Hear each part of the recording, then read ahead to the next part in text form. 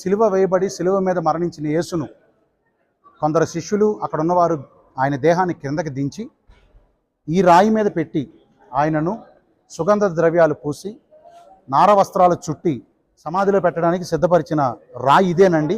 ఈ రాయి అది. ఇప్పటికీ ఇక్కడికి వచ్చిన వాళ్ళందరూ ఆ రాయిని ఎంతో నమ్మకంతో శుద్ధి చేస్తూ ఉంటారు. మీరు వెనకాల చూస్తే యేసు దేహాన్ని సిలువ మీద నుంచి దించి ఈ రాయి మీద పరుండు పెట్టి ఆయన దేహాన్ని సుగంధ ద్రవ్యాలతో శుభ్రపరిచి ప్రేత వస్త్రాలు చుట్టి సమాధిలోనికి తీసుకెళ్ళినట్టుగా మనం చూస్తున్నాం.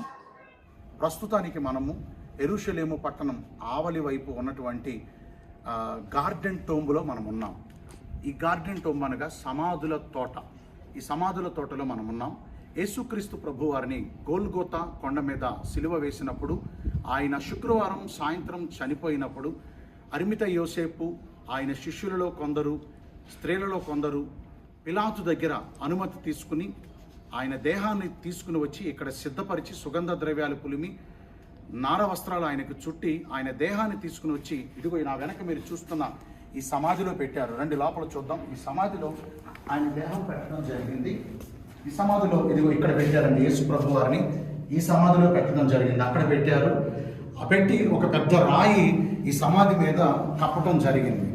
యేసుక్రీస్తు ప్రభువారి చెప్పినట్లుగా ఆయన లేఖనాలు నెరవేరినట్లుగా నన్ను అన్యులు చంపుతారు, 3వ దినమందు తిరిగి లెగుస్తాను అని ఆయన పలుమారులు తన ఉపమాన రీతిగా వారి మధ్యకు సెలవివ్వటం జరిగింది. యేసుక్రీస్తు ప్రభువారి దేహం ఇక్కడ ఉండటానికి కాదు వచ్చింది.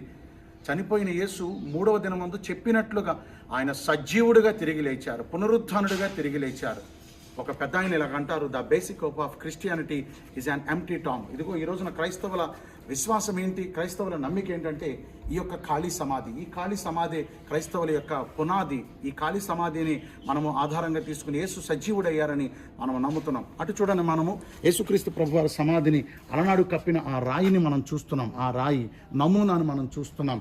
ఇక్కడే యేసుక్రీస్తు ప్రభువారు పునరుత్థానుడైన తర్వాత మగ్ధలేని మరియా ఆయనను దర్శించినప్పుడు, ఆయనను కలుసుకున్నప్పుడు, మరియా అని పిలిచినప్పుడు రబ్బోని అని కళ్ళు తెరవబడి ఆయనే సజీవుడైన దేవుని కుమారుడిగా గుర్తించింది. మరి ఈ రోజున ఇలాంటి అద్భుతమైనటువంటి చరిత్ర కలిగిన, ప్రపంచ చరిత్రను మార్చినటువంటి ఇలాంటి అద్భుతమైన ప్రదేశంలో మనం ఉండటానికి కృప చూపించిన దేవునికి మహిమ కలుగునుగాక. May God bless you all. Thank you.